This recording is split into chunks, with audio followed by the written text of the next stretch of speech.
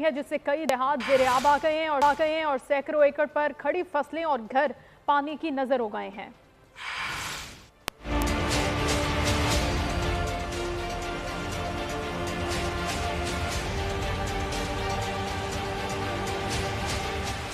भारत से आने वाले सैलाबी रेलों से तबाही, कई देहात ज़ेर-ए-आब, सैकड़ों एकड़ पर फसलें बर्बाद। भावल नगर में पानी के तेज बहाव की वजह से मोमिका का हिफाजती बंद टूट गया। 25 से ज्यादा आबादियां ज़ेर-ए-आब आ गयीं, जबकि दर्जनों बस्तियों का जमीनी राब्ता मुनक़ता हो गया। मुतासरा आबादियों से लोगों की नकल मकानी जारी है। सैलाब आया, उससे घर के चारों तरफ पानी ही पानी है। हमारी फसलें तबाह हो गई हैं और हमारे घर की दीवारें भी बहुत सारी गिर गई हैं। चांद मकाम बचे हैं।